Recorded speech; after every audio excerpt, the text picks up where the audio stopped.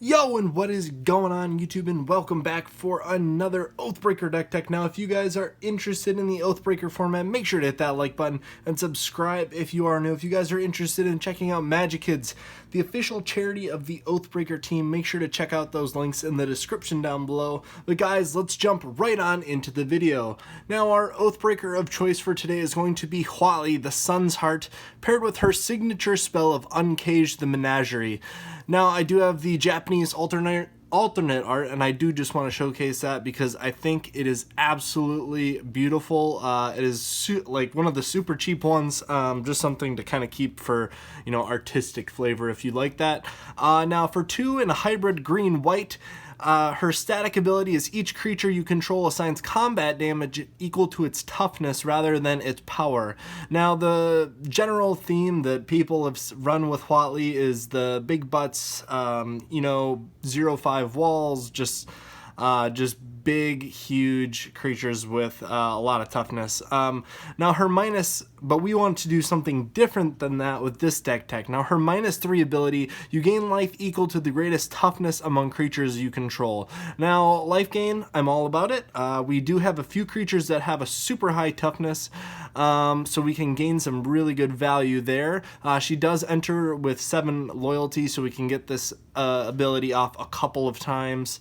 Now, her signature spell of Uncage the Menagerie. Now, X green, you search your library for up to X creature cards with different names that have have converted mana costs of X. Reveal them, put them in your hand, then shuffle your library. So an example of this would be X equals 2. You would find 2 creatures with 2 CMC.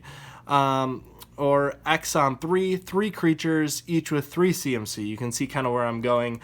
This is really just a really good tutoring effect, and they do go to your hand. They don't go to your battlefield. Now, so the first kind of wave of creatures that we have are going to be kind of just our dorks that we put in. Essence Warden, because I really want to do some life gain in this deck, and she really kind of helps enable that. Now we have Llanowar Elves, Fintor Elves, Arbor Elves, and Elvish Mystic. That's kind of our mana ramp package. Get those down in the early turns and kind of accelerate out. Now the combo of this deck. Now, Uncage the Menagerie really helps us kind of tutor up our pieces. So we have Vizier of Remedies and Melira Sylvok Outcast. Now, both of them are kind of similar, where we can't put -1/-1 counters on our creatures. So the very common, commonly known combo is with Devoted Druid, where you can tap for infinite mana, and create a really huge walking ballista and then shoot everyone for infinite damage. And while that combo is in here, it's not the main combo of the deck. Now, the main combo of the deck is with the Kitchen Finks and the Safehold Elite. Now, these are different, one is a 3 CMC and one is a 2, so you do need to keep that in mind when you're tutoring them up. But when you combo these 2 creatures with Melira or Vizier of Remedies, and we have a sacrifice outlet, such as the Ashnod's Altar, where we sacrifice a creature to add 2 colorless mana to our mana pool, the Persist will trigger, but because we can't put -1/-1 counters on them, they just come back to play as a 3/2 or a 2/2, respectively. Kitchen Finks, when she enters the battlefield, we get 2 extra life. So we're going to be gaining life infinite times with this combo. And now we also have Archangel of Thune. Whenever we gain a life, we put a +1/+1 counter on each creature we control. So what we do here is we gain infinite life, create infinite mana with the Ashnod's Altar. We have infinite counters with the Archangel of Thune. So then we could either cast Uncage the Menagerie, essentially infinite times if we have the green mana available to get all of the creatures out of our deck, and just keep doing this over and over until they're incredibly huge. Or we can just keep doing this until we find the Walking Ballista, and there's ways to tutor him up. We can create mana that way. just a really cool combo to kind of pull off. Now the rest of the deck really kind of is enabling this combo. The first piece then after that would be Stoneforge Mystic. Now Stoneforge Mystic, she does tutor up an equipment, and the equipment that we're actually going to try to go find with her is going to be the Skull Clamp.